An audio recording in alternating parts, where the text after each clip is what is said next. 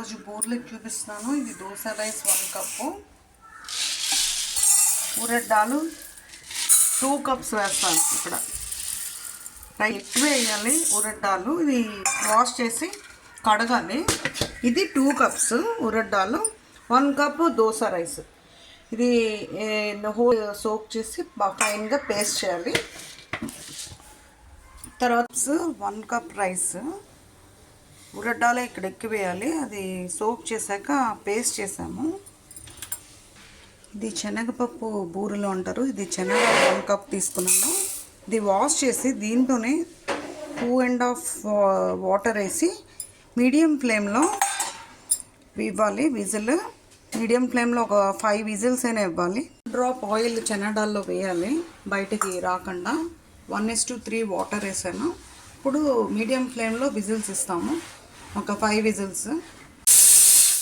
శనగడాలు ఇలాగ బాయిల్ అయింది బూరెలకి. ఇది బాగా మిక్సీ చేసేయకూడదు, మిక్సీ చేసినా అవుతుంది కానీ ఇలాగ చేస్తేనే టేస్ట్.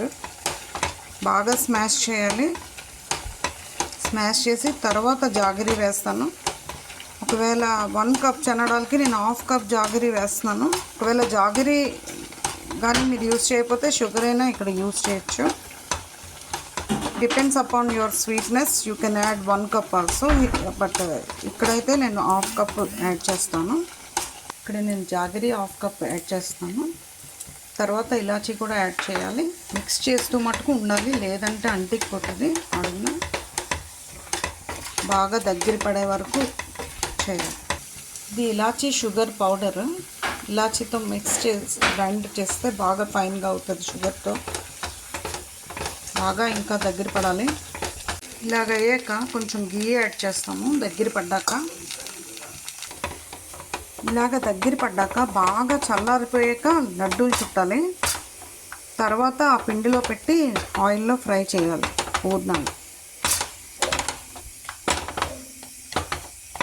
చల్లారిపోయాక బాగా దగ్గర అయిపోతుంది, కానీ ఇది దగ్గర అయ్యాకే ఆఫ్ చేయాలి. బాగా దగ్గర అవ్వాలి కానీ కలుపుతూ ఉండాలి. ఇది శనగపప్పు బూరెలు. ఈ పూర్ణాలకు ఆయిల్ వేస్తున్నాను. బాగా హీట్ అయ్యాక అప్పుడు ఇందులో వేయాలి పూర్ణాలు. ఉరడ్ దాల్ను రైస్ పేస్ట్ ఉంది కదా, దాంట్లో ఆల్రెడీ సాల్ట్ వేసాము. ఇది మైదా కొంచెం 1 స్పూన్ వేస్తే బాగా పట్టడానికి వేసాను. ఇది లడ్డూలు. ఇవి ఇందులో డిప్ చేసి ఆయిల్లో ఫ్రై చేయాలి. ఈ బాల్స్ ఇందులో డిప్ చేసి ఇందులో వేయాలి. ఈ బాల్స్ ఇందులో డిప్ చేసి ఇలా బూరెలు వేయాలి.